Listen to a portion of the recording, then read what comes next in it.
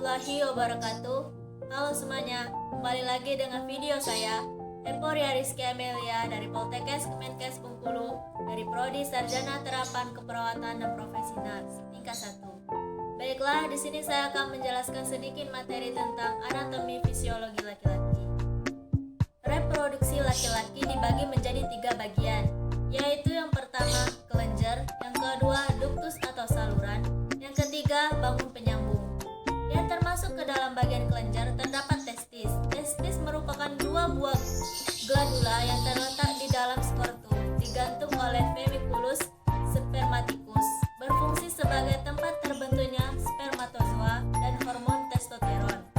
Yang kedua terdapat vesika seminalis, merupakan 2 buah kelenjar tubuler yang terletak di kanan dan kiri di belakang leher kandung kemih atau vesika urinaria. Bentuknya seperti piramid dengan panjang antara 5-10 cm. Berfungsi untuk menghasilkan zat-zat yang merupakan energi bagi spermatozoa. Vesika seminalis yang dihubungkan dengan ductus deferens yang disebut ductus ejaculatorius. Yang ketiga terdapat kelenjar prostat. Kelenjar prostat di bawah dinding vesika urinaria besarnya sebesar buah kenari. Berfungsi untuk menambah cairan alkalis pada cairan feminalis yang berguna untuk melindungi dari tekanan yang terdapat pada uretra dan vagina. Yang keempat terdapat kelenjar uretralis yang terletak di sebelah bawah kelenjar prostat dan di belakang lateral membran dari urinaria dan uretra. Bentuknya bundar, kecil, berwarna kuning dengan panjang ruas sampai 5 cm, memiliki fungsi yang hampir sama dengan kelenjar prostat.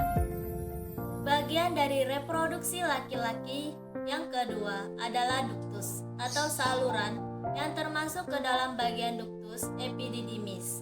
Epididymis merupakan saluran halus yang memiliki panjang 6 cm yang terletak di tepi atas dan di belakang testis epididymis. Terdiri dari epididymis atau bagian kepala corpus epididymis atau bagian badan dan kaula epididymis atau bagian ekor epididymis. Berfungsi sebagai penerus dari testis.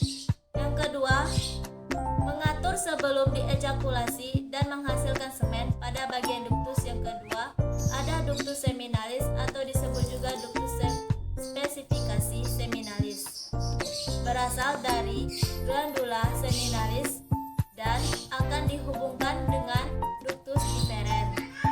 Bagian dari ductus yang ketiga ada uretra. Uretra merupakan saluran kemih sekaligus saluran ejakulasi bagi laki-laki. Dan bagian reproduksi laki-laki yang ketiga terdapat bangun penyambung. Yang termasuk ke dalam bangun penyambung antara lain adalah skrotum, merupakan tempat menggantung pada dasar dan terdiri dari 2 lapisan. Lapisan yang pertama adalah kulit skrotum berwarna kecoklatan tipis, memiliki ruke yang akan ditumbuhi rambut pada masa pubertas. Yang kedua ada tunika dorsalis, berisi otot polos yang tipis.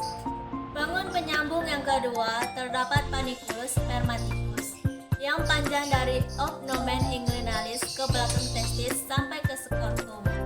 Bagian kiri lebih panjang dari yang kanan karena testis kiri lebih rendah dari yang kanan. Yang terakhir terdapat penis. Penis terletak di depan skrotum. Penis bagian ujung disebut grand penis, penis bagian tengah disebut corpus penis, dan penis bagian pangkal disebut radix penis fisiologi. Adapun fisiologi dari reproduksi laki-laki terdapat ereksi, orgasme, dan ejakulasi. Ereksi merupakan terjadi saat saraf simpatis menstimulasi jaringan erektil sehingga akan membesar karena dipenuhi dengan pembuluh darah. Yang kedua ada orgasme. Orgasme terjadi saat sel sperma pada testis disalurkan ke uretra. Yang terakhir terdapat ejakulasi. Ejakulasi adalah pelepasan semen dari penis.